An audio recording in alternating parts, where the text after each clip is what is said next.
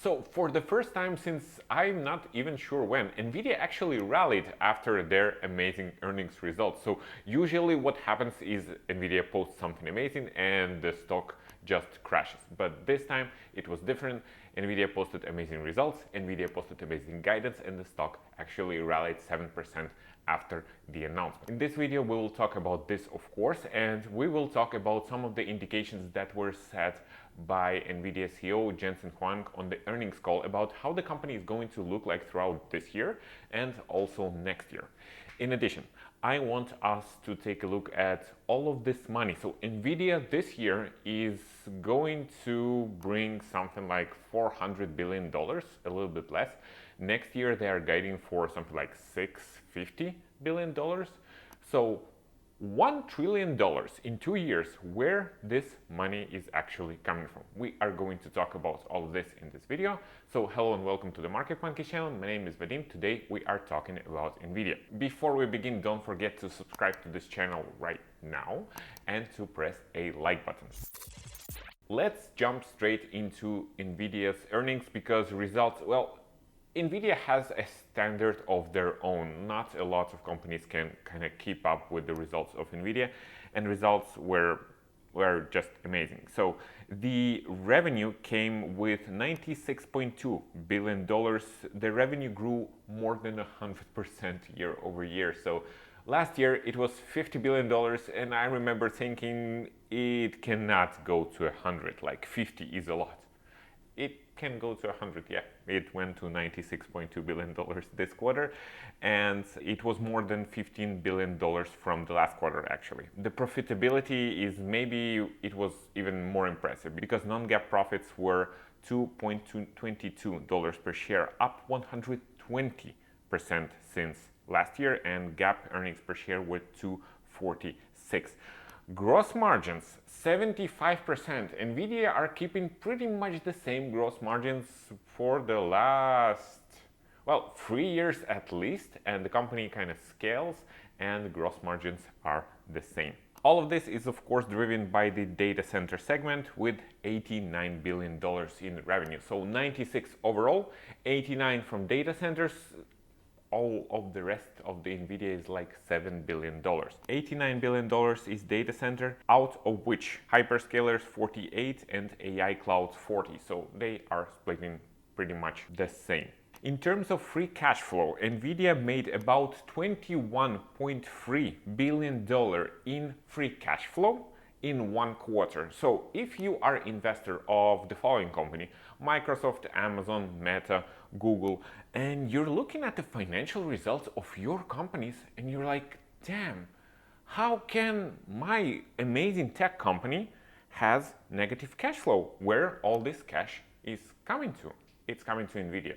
Nvidia has all of the cash, $21.3 billion in free cash flow, out of which 26 Nvidia gave back to the shareholders, 20 in stock buybacks and 6 in dividends. Things are becoming even more interesting if you're looking at the guidance of Nvidia forward. We're talking about next quarter and we're talking about next year. So next quarter the revenue is expected to be $108 billion, with Vera Rubin GPUs about to start introducing themselves and becoming something like 20% of all of the workloads in data centers.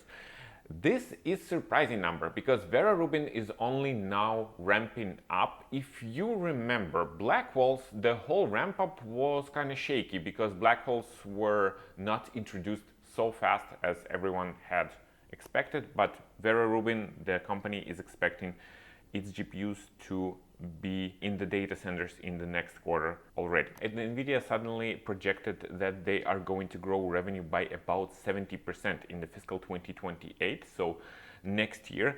Management also mentioned that due to increases in memory prices, they are expecting the gross profit margin to actually drop a little bit this year. So in Q4 they are expecting gross profit margin to drop to 71%, down from 75%, which we have right now, and for gross profit margins to stabilize at around 72-73% next year. And if all of these numbers are kind of making you dizzy, again, this year Nvidia is expecting to make around $400 billion. Next year, if we're taking 70% growth that Nvidia is projecting for the next year, 400 billion this year, 70% more next year. So we are talking about almost 700 billion, 650 billion. So we are talking more than $1 trillion over 2 years. So, and the question is where all of this money is coming from. We just talked about a lot of hyperscalers actually turning cash flow negative because of all of their investment. But the thing is, Nvidia is working really hard to keep investment in their product and for companies to keep buying their products. You may have heard of the new fund that Jensen Huang has talked about, a fund of $500 billion, which Nvidia had established to actually help AI-related companies to buy things from Nvidia. And the reason for this fund is very simple. AI companies cannot find money to invest more in the infrastructure because the cash is over. These companies are cash flow negative. Private equity is overly invested in AI already. So all of the investments in OpenAI and in Anthropic, these are trillion-dollar investments there. Diluting stock and going to the public markets is kind of risky because, well, you can just get punished by your own investors and your valuation can be really diluted. So more and more these companies are going to the banks, and the banks, they want collateral for the loans which they are giving. And these companies want to give GPUs as collateral. Now, GPUs is shitty collateral and banks do not want to take them because GPUs, first of all, the depreciation time of GPUs is around 3, 4, 5 years. Remember Hopper GPUs? They were all the rage in 2023. Nobody uses them anymore. Blackwells, that there were all these stories about tech CEOs begging Jensen Huang to take their money just to sell them Blackwell GPUs. They are outdated already. Vera Rubin is here. So GPUs are not a very good collateral. Because of that, Jensen Huang had established $500 billion fund, so he could actually cover up to 25% of the loan losses if GPUs were the collateral for the loan. And banks, of course, are not going to just sit with these loans. They are going to turn them into asset-backed security, and we are going back again into collateral debt obligation and collateral loan obligation, the CDOs and CLOs, which we all remember and love back from 2008. A good example of protecting revenues is a company, a small company from Australia, which is called Sharon AI, which is headquartered in Singapore. They are a neocloud and they are a small company. So their revenue last quarter was $1.9 million, million with M. And they have just signed a commitment for $4.9 billion with the B, commitment with Nvidia to rent out their Blackwell GPUs. So the company, of course, said that they are going to raise the money. They are going to raise $1.6 billion.